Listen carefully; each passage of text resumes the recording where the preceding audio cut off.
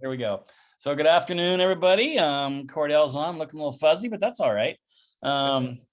So we had a couple interesting questions that popped up for some people, and I had one and Cordell had one. So Cordell, you want to lead them off? Yeah, I had a customer that reached out to us, and we walked through a little bit of stuff, and that was some people that go through the course might not be super familiar with all the new products on the board, or that that are out there right now. Some people are early subscribers to that stuff, some people aren't, some people are a little more old school, but more or less they had a question about a couple different things, and if I would recommend that they use them, or if they should go with some like more traditional routes and stuff. And one of those big ones was their plumber had specified that all their new fixtures and new supplies and stuff would be PEX, and I believe they were using Weersbo or something, a Type A expandable. And as far as like plumbing's concerned, PEX is my go-to versus sweated copper, galvanized, whatever it might be. So as far as, and it's really not a new specialty product. It's been on the market for quite a while, but I do actually see a lot of homeowners on my projects when they come in like, this is the pipe, so so a lot of bids that people give, at least on my plumber, they'll specify that all piping to be Weersbo open, or Type A expandable PEX, or whatever. If you're unfamiliar with it, I would say research it. But there's a ton of new things on the market that I guess I didn't really think people would be kind of shocked by. And I know we had that conversation about the same thing come up with tile setting products, the uncoupling mats, to not name names and brands, but a lot of people are real surprised when a tile setter comes in and doesn't lay HardieBacker board, rigid board. Same with the new, like the Go board we were talking about for shower walls, or shower pans, or preformed shower pans, or what's that one, tile ready type setups, or I'm trying to think of the name of them right now, but you've mentioned a couple of products. I'm going to circle back to it's interesting is like how you talked about people that are the trendsetters, the innovators, if you will, they can take a new product and jump with it early. I was way late in the plumbing ones you were talking about. I still have copper sweating stuff when I'm doing my own stuff, and I just thought that it was took more talent, more skill. Yeah, this is so much better. And then I finally crossed over the other side, and I'm using PEX, and it's like, holy crap, this stuff is lovely. It's quick, it's clean, it's simple. Less tools. It's just much easier. In my area, I had some pipes freeze when we had that big cold snap a couple weeks ago, and some of my PEX froze, but didn't split. And that's copper will blow up. Oh yeah, copper, CPVC, any of that stuff. So gone. So yeah. So there, I don't want to say that like all these new things come on the market and anyone that's an early subscriber to them knows exactly what they're talking about. I don't want to sound like that, but just kind of be prepared to encounter things that you might not be familiar with. Do your own research to make sure that you're comfortable with that, but you're not going to probably see hot mop tar on shower pans and all those types of things. You might not see, like saying, you might not see Hardie board in your entire like bathroom renovation, or on your floor, whatever. So don't be shocked that you're not encountering the old school things maybe that were seen a long time ago, or that you saw somewhere else being used, or on a program or something. And as long as the design system is being installed per manufacturer recommendations, I think they're all good now. I know. Well, and whoever's warrantying their work, if they're offering an appropriate warranty, then they're probably not going to sign on with some products that might be iffy. But in my tile days, like you mentioned a couple of them, it's like I started out with Durarock, which is that concrete base, then went to HardieBacker, Then now we're doing Detramat, and I forget what there's a base one that's coming out now because we have heated tile floors, and I've seen that quite a bit. You know, I because just got done with one of those, and it came in like the 4x4 squares, kind of like the Triton or the Detra or the Curdy mat, but it has almost looks like suction cups type thing, and you can lace the heated tile right into it. Yeah, and I like it because it's got that synthetic, almost interweaving membrane in it to allow for dispersion in the to take it. Almost like a felt or a type of. Correct. That stuff is sweet for renovation we just finished up. Remember the old school way, like 1/2-inch Durarock, and then like hot glue the wire down. Yep. And then had to float all of it. Then you're using like a 3/8 notch trowel to, get that to, it's. Oh yeah. Versus the new mat. I mean, burn it down, set it in, run your wire. Yeah. And so one thing now, I'm getting ready to do a tile shower on this project that I'm on right now. And I'm using a new one. I mean, was it a year ago? I was using a process called Dent Shield, which is like really heavy sheetrock with like a gray rubberized membrane on it. Yeah. It hung and it cut like sheetrock, hung like sheetrock, and they had like this big, like if you cook it all, like a big piping bag, like for putting frosting on with, like a pastry type. Yeah, and laying on this basically a urethane type rubberized, like basically Flex Seal in a tube, and smearing all the make seams. a screen door boat, or Can you make a boat out of a screen door, or that stuff? Yeah. But I mean, literally they were tiling in like 3 hours. It was like, that was crazy. That was just the amount of time. So now you said you've seen it before. I haven't even seen it, but he says we're going to bring out a new one for you. It's the pre-slope pan, everything's styrofoam reinforced, and then something called Go Board, which he said it's super light. So I'll report more on that one later. It's like the tile guy's backing it up, so that's good. Yeah, I saw at the convention. I think that's John's Manville or something that puts that product. I actually don't even know. And they had a big, showing about how you razor knife it, snap it, screw it up, set your tile.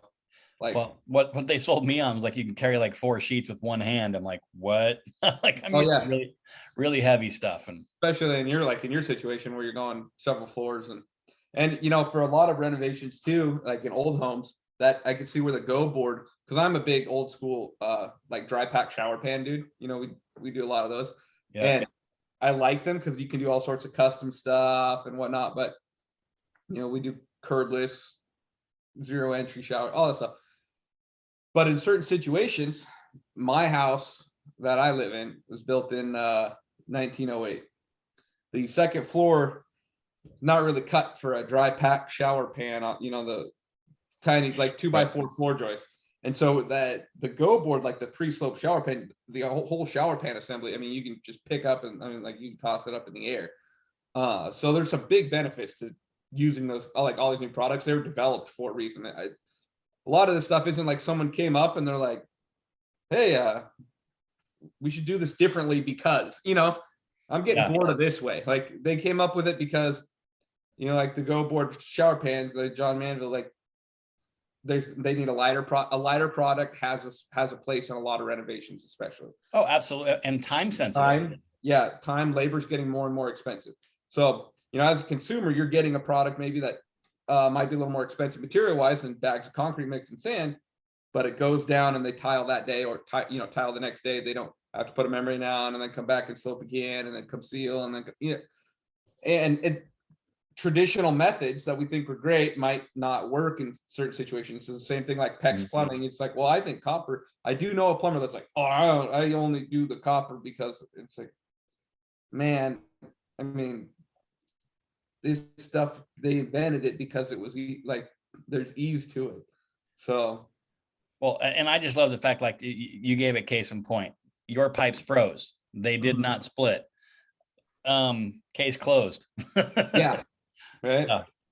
So yeah, that's a good one. So I mean, I just think if people are open to, and I really appreciate the perspective you just brought, is yes, some of this product might be more per square foot, but how much money are you saving in labor with the cost of labor going up and up? Yeah, any money you can spend on materials to cut down on labor is usually always good money well spent. You're about ready to lose your picture again. Oh, fixed. All right, nice. I'm highly skilled. Yeah, so I think that kind of wraps up that one. Is like, be open to products, do some research on them, follow the specifications, and don't be afraid to spend money on materials when you're saving money on high price labor. Yeah, and if there's a a new product that you're seeing that's going to be used on your job, download the manual, download the installation guidelines. Like, there's a lot of these things too that, depending on your situation, it's like, oh, above the third floor, you have to use a different installation method, or right, stuff like that. So yeah, download it, review it, make yourself familiar with it, make sure that you are getting the product. But well, and this is where I go back to, I really like specialty stores. Like we're talking tile backing and stuff like that for right now, and or plumbing. Those two, I like going to small shops. I don't go to the big box stores and ask these questions, because I want to talk to the people that are actually working with it, that are actually promoting it, that are actually repping it, warranting it, and they actually know something. Not saying big box stores don't know something, not what I'm saying, but the little specialty stores tend to know more. Yep. How about that? Good. So next question, subcontractor verification. It's like, okay, so they've picked their person, they've interviewed them, they got their good gut feeling, and they're ready to hire them on. So what steps do you take traditionally to verify that, and to make sure that they're legal, above board? So we are not legal representation, I guess. Disclaimer. My course that I usually run through is if I'm bringing on like a new sub for a job that I don't typically use, just legal entity name, and address, whatever. I usually I need tax information, 1099, or however they're going to get paid, that depending on how all of these people file their taxes, or what the right, may or may not need any of that. Right. And then the three big ones: license number, bond number, and insurance. I always need a additionally insured policy, and I would just recommend to a lot of people is you explore additionally insured. And that is that as someone comes onto my job, I'm basically additionally insured on the protection of their policy. So they're coming to work in your home and something happens with one of their employees, well, it gives you a little added protection. Yes. So, and it's typically, for a contractor, extremely easy. I call my agent, or email them and say, hey, I need this person added as additionally insured this date for this project duration. And sometimes I've been charged, like when I required, like, we charge $25, or I'm, not to put a number in somebody's head, but there's been a minimal fee to make that happen. And I do think that's worthy of doing.